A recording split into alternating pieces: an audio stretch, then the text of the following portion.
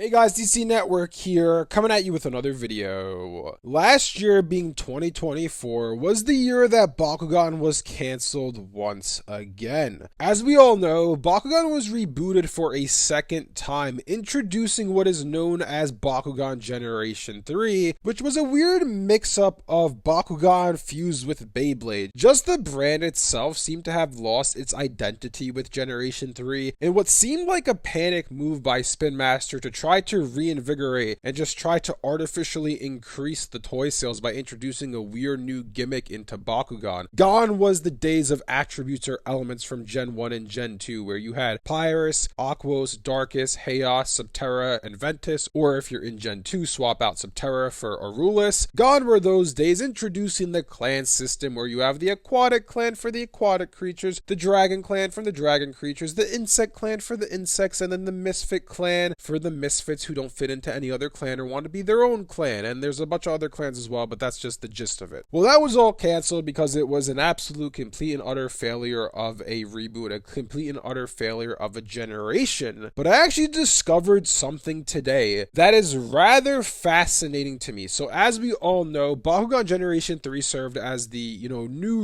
reboot to the franchise after coming off of Bakugan Legends. They wanted to reinvent the franchise with this new weird Beyblade-like system with these Bakugan that spin like tops. Obviously, this wasn't something that was planned to have one season, right? This was meant to be the new Bakugan going into the next couple of years. Well, with that being said, apparently Season 2 of Bakugan Gen 3 actually leaked. We actually have product images that people have gotten their hands on for Bakugan Generation 3's second season, which would have been titled Bakugan Shape Fury. This must have been really far along because, as I said before, and as you can see on screen now, there are packages out there for Bakugan Shape Fury with physical products in them. Like, you can get your hands on these toys on the secondhand market if someone happens to have taken them from the factory, which it seems like a batch of them got out there, because apparently there's a total of 6 Shape Fury Bakugan that are out in the wild, being Special Attack Bakugan, Shape Fury Dragonoid, Shape Fury Trox, Penji, and Razor. Again, all 4 of those are Special Attack. Then we have 2 Core Bakugan, which are Shape Fury Grizzles and Shape Fury Spydra. I haven't been able to find an image of the toy for Grizzle, but I'm going to put the image up on screen now for the toys of the other ones. And as you can see with this image, the gimmick for Shape Fury, and hence the name of the series being Shape Fury, is that these Bakugan take on the form of different shapes. They are no longer marbled toys that you roll onto cards to pop open. No, now they are all different shapes and sizes that you once again have to roll on cards for them to pop open, even though a triangle can't roll. So how exactly would that work? I don't really know, but nevertheless, I think that these actually look pretty cool. Like, I'm not gonna lie to you guys, I actually wouldn't mind getting my hands on these. And quick side note, if anybody has any of these Shape Fury Bakugan, shoot me a note on Twitter. I'd love to buy them and get my hands on them. Maybe we can actually do a full in-depth video on these, and just I would love to have them in my personal collection. But nevertheless, these look pretty cool to me. I mean, from a gameplay perspective and from Bakugan as a brand, this makes very little sense, but I actually do think it looks rather cool, and I actually like it, which is, I know, controversial because I've seen a lot of people online saying that this is an abomination to Bakugan, but to me, it kind of just seems like for Gen 3, the new Traps or the new Geogun for,